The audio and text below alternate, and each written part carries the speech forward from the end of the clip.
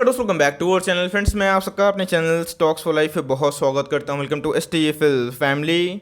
DFL बस बात की जाए, निफ्टी तो आज फ्लैट कारोबार करता हुआ दिखाई पड़ा, लेकिन इसी बीच में गए हमें निफ्टी के कुछ मिड कैप में और स्मॉल कैप में गजब की तेजी देखने को मिली। और दोस्तों ये हाई टाइम है जहां पे आप दो स्टॉक को ट्रैक करना स्टार्ट करते हैं, बिकॉज मैनेजमेंट की जो कमेंट्री है अपने आप में ही एकदम साफ है। बिकॉज Q2 के नंबर्स ठीक आने वाले हैं, ऐसा मैनेजमेंट ने इनडायरेक्टली बता दिया। और इसी बीच में गाइस आज के दिन जो मैं डिस्कस करने वाला हूँ ऐसे दो स्टॉक के बारे में जो अपने आप में ही महा मल्टीबैगर रहे हैं और आने वाले कल में भी रहेंगे, बिकॉज इनके जो ग्रोथ है पूरा विजिबल दिखाई पड़ते हैं। तो जी हाँ दोस्तों, आज एक स्टॉक में तो हमें ब्रेकआउट भी देखने को मिल चुका है और मैंने आपको बहुत बार कंसिस्टेंट बेसिस पे इन दोनों स्टॉक को लेने की सलाह दी है और बताया भी है कि लॉन्ग टर्म जितना इसको होल्ड करेंगे आपके पैसे उतने बनेंगे। तो इसी बीच में गाइस आज के दिन एक ब्रेकआउट स्टॉक हो चुका है और दूसरा जो स्टॉक है हमें Q2 के पहले एक नया हाई लगाता हुआ देखने को मिल सकता है। तो कौन कौन से स्टॉक्स और क्या न्यूज़ निकल के आ रही है सबको डिस्कस करूंगा। चैनल फर्स्ट टाइम होंगे सब्सक्राइब कर सकते हैं इस तरह की क्वालिटी कंटेंट को सबसे पहले एक्सेस करने के लिए।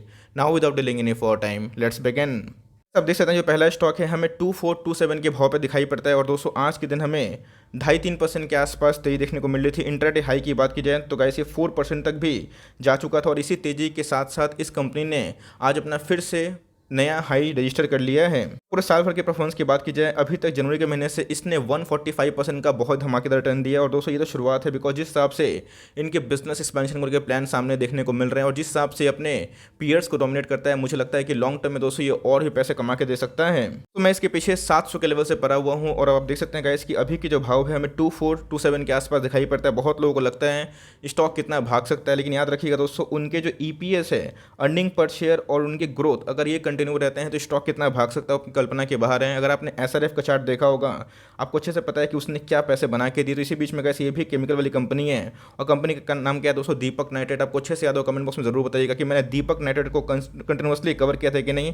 बिकॉज जब ये दोस्तों 2100 के भाव पे था, 2200 के भाव पे था, मैंने बताया भी था कि ब्रेकआउट के पहले आपको उठाना है। और ऐसा नहीं है कि ब्रेकआउट के पहले आपको बल्क निवेश करना है। मेरा हमेशा से एक ही स्ट्रैटेजी है, आपको लालच में नहीं आना है, ग्रिड में नहीं आना, आपको अपनी SIP प्लान करनी है। बहुत लोग एक डिप का इंतजार करते हैं कि बहुत बड़ा डिप मिल जाए, लेकिन दोस्तों वो बियर मार्केट में हमें देखने को मिलता है। इसका भी नेगेटिव न्यूज़ आती है तो उसमें गिरावट होती है, लेकिन SIP एक रामबाण है जहां पे अपनी कंटिन्यू करे। बिकॉज बहुत लोग जो बहुत डिप का इंतजार कर रहे थे कि 2000 पे आएगा, 2100 पे आएगा, दोस्तों भाव आया नहीं और कंपनी ने आज फिर से एक फ्रेश ब्रेकआउट दे दिया। इसलिए मैं बोलता हूं कि अच्छे स्टॉक में आपकी SIP जरूर कंटिन्यू होनी चाहिए। इसके पहले ही मैंने आपसे एक न्यूज़ यही न्यूज़ साझा की थी 2 वीक पहले, जहां बताया था कि दीपक नाइट्रेट को सीधा बेनिफिट मिलेगा। बिकॉज ताइवान की कंपनी है जो एसीटोन और फिनॉल्स बनाती है, कंपनी का नाम क्या है, सिंगजैंग केमिकल्स। उनका जो प्रोडक्शन है उससे आप देखने को नहीं मिलता है। और फिनॉल्स की बात की जाए तो लार्जेस्ट प्रोड्यूसर अभी के टाइम में इंडिया का सिर्फ और सिर्फ दीपक नाइट्रेट है। तो भाई इसके जो बैंड होने से फिर ये जो कम प्रोडक्शन कर रहे हैं, इसके दोस्तों जो फायदा है हमें दीपक नाइट्रेट में देखने को मिलेगा और वही हमें देखने को मिल रहा है। Q2 के नंबर्स के पहले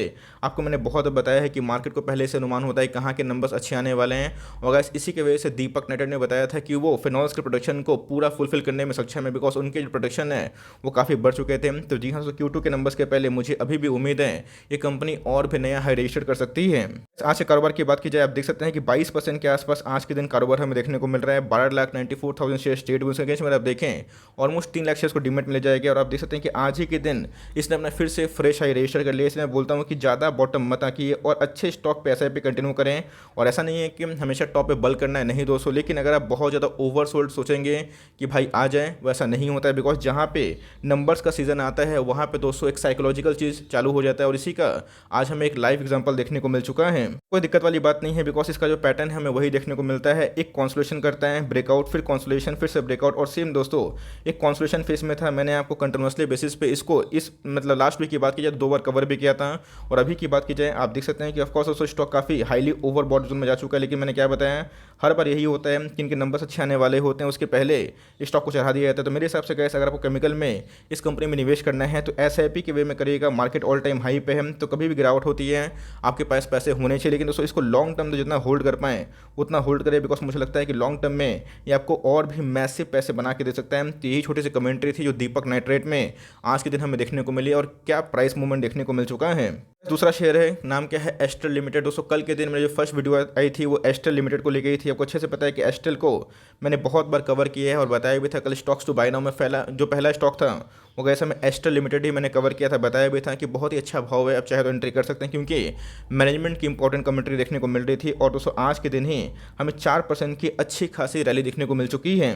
पूरे साल की बात की जाए आप देख सकते हैं कि इसने 60% के आसपास रिटर्न बना के दिया है। और मैंने क्या बताया कि न्यूज़ का जो इम्पैक्ट है वो समझने की कोशिश करे। कोई भी स्टॉक भागता क्यों है, बिकॉज मार्केट में लगता है कि उनके ईपीएस ठीक आने वाले हैं, उनके अर्निंग्स ठीक आने वाले हैं। और दोस्तों कल के दिन मैंने बताया भी था कि इनके कैपेक्स प्लान सामने आ चुके हैं। ऐसे स्टॉक में अगर आप लंबा होल्ड करते हैं आप देख सकते हैं कि हमेशा स्टॉक नहीं भागता, लेकिन ये जब ब्रेकआउट देता है तो लोग पकड़ भी नहीं पाते हैं। ये एक ऐसा स्टॉक है जो कैसे अपने ईपीएस के दम पे ऐसा कोई बड़े रिनाउंड ग्रुप के संग बिलोंग नहीं करती, लेकिन यस जिस कंपनी में काम करते हैं, जिस इंडस्ट्री में काम करती है, अपने आप में ही उनके डिमांड अभी इमर्ज होना स्टार्ट हो चुके हैं। और दोस्तों कल के दिन की बात की जाए तो बड़ी कमेंट्री थी, तो जी हाँ दोस्तों जल्दी ही ब्रेकआउट देने वाला है। आप चाहें तो इधर पे एस्ट्रल पे फ्रेश पोजीशन क्रिएट कर सकते हैं। ऐसा मैं क्यों बोल रहा हूँ चार्ट पे बताऊंगा। अब देख सकते हैं कि आज के दिन इतनी अच्छी तेजी होने के बावजूद भी हमें 56% के आसपास कारोबार देखने को मिल रहे हैं। 2630 का हमें हाई देखने को मिल रहा है। और दोस्तों अगर आप देखें तो स्टॉक अभी भी अपने ऑल टाइम हाई से अच्छे खासे करेक्शन पर दिखाई पड़ रहा है। तो मुझे लगता है एस्ट्रल लिमिटेड एक बहुत ही शानदार कंपनी है और इधर पे लॉन्ग टर्म में दोस्तों एस्ट्रल आपको बहुत पैसे बना के दे सकती है। कल के दिन ही मैंने आपसे एक न्यूज़ साझा की थी, बताया था कि एस्ट्रल का जो कैपेक्स प्लान है वो बहुत ही इंपॉर्टेंट है। और कभी भी दोस्तों कमेंट्री निकल के आती है वो कमेंट्री डायरेक्टली या फिर इनडायरेक्टली उनके ईपीएस को लेकर ही होती है। आपको मैंने बहुत बार ईपीएस का जो वर्ड है वो यूज़ करते हुए आपने देखा होगा। क्यों, तो भाई मार्केट उसी पे ही चलता है। आपने देखा कि ऐसे बहुत सारे एसी वाली कंपनीज में काफ़ी तेजी आ रही, क्योंकि उनके सेल्स बढ़ने की उम्मीद है। सेल्स बढ़ेंगे तो प्रॉफिट बढ़ेंगे, प्रॉफिट बढ़ेंगे तो ईपीएस बढ़ेंगे, ईपीएस बढ़ेंगे तो मार्केट उसको रेस्पेक्ट देता है। जिसके बीच में आपने देखा होगा कि भाई बहुत जो न्यूज़ होती है उस न्यूज़ का इम्पैक्ट बहुत ही इंपॉर्टेंट हो जाता है। तब देख सकते हैं इसकी 100 करोड़ का कैपेक्स जो प्लान है इस कंपनी ने अनाउंस पहले बता दिया है कि जिस हिसाब से रियल एस्टेट में हमें रिकवरी देखने को मिल रही है और इकोनॉमी स्टेबल हो रहा है, होम इंप्रूवमेंट हो रहे हैं, तो इनके जो पाइप्स पीवीसी वाले बिजनेस हैं वो काफ़ी अच्छा कर सकते हैं। तो जी हाँ दोस्तों पाइप्स में अगर तेजी आएगी, एडहेसिव वाले बिजनेस भी ऑफकोर्स अच्छा करेंगे। और ऐसा नहीं है कि सिर्फ इनका बेनिफिट मिलेगा, जितने पाइप्स वाली कंपनी है सबको बेनिफिट मिल सकता है। ये बहुत ही पॉजिटिव डेवलपमेंट था और मैंने कल के दिन ही आपसे न्यूज़ साझा की थी। और आप देख सकते हैं कि आज के दिन 4-5% की तेजी आ गई। हो सकता है कल गिरावट भी हो जाए, लेकिन आपको समझना है कि न्यूज़ का इम्पैक्ट क्या है। कल के दिन अगर इनके जो नंबर्स है वो अच्छे आते हैं, बिकॉज Q1 के नंबर्स की बात की जाए सारे पाइप इंडस्ट्री को खराबी देखने को मिला था। और उसे याद रखिएगा एस्ट्रल अभी अब FNO का भी स्टॉक बन चुका है, तो जो रैली हमें दूसरे FNO के स्टॉक में देखने को मिली थी उतना रैली अभी तक देखने को नहीं मिली है। तो एक बहुत बड़ी रैली मुझे लगता है कि अभी ड्यू है, जो कि FNO की एंट्री के बाद इसमें देखना बनता था। तो Q1 के नंबर्स खराब आने की वजह से मार्केट ने इसको प्रिंस पाइप को पनिश किया, लेकिन जैसे Q2 के नंबर्स आएंगे, इंप्रूव हो जाएंगे, वैसे ही दोस्तों उसके पहले ही हमें शेयर प्राइस में अच्छी खासी जो हलचल वो देखने को मिल सकती है। अब देख सकते हैं कि फॉर लॉन्ग टर्म कोई भी स्टॉक को अगर आप SIP की वजह से उठाते हैं, इंस्टॉलमेंट में उठाते हैं, तो भाई वो आपके पैसे बनाएगा।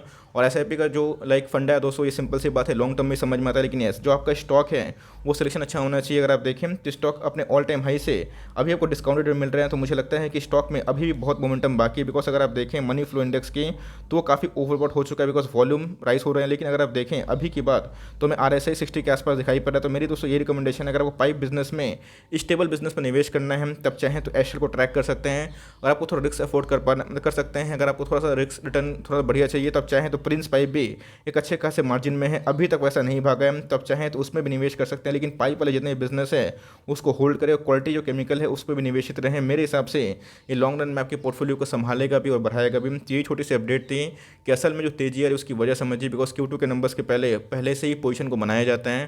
तो गैस केमिकल में फिनॉल्स का और एसीटोन का डिमांड बढ़ने वाला है, इससे दीपक नाइट को फायदा होकर। बात की जाए एस्ट्रल को तो भैया इनके जो कैपेक्स प्लान का जो अनाउंसमेंट है ये इनके लिए बहुत ही पॉजिटिव डेवलपमेंट देखने को मिल रहा है। आई होप मेरा एफर्ट आपको अच्छा लगा। वीडियो अच्छी लगी तो लाइक कर देगा, चैनल फर्स्ट टाइम होंगे तो याद से सब्सक्राइब करना भूलिएगा। फर्दर कोई डाउट उसको ड्रॉप कर सकते हैं, कुछ और रिव्यू चाहिए उसका नाम ड्रॉप करना भूलिएगा।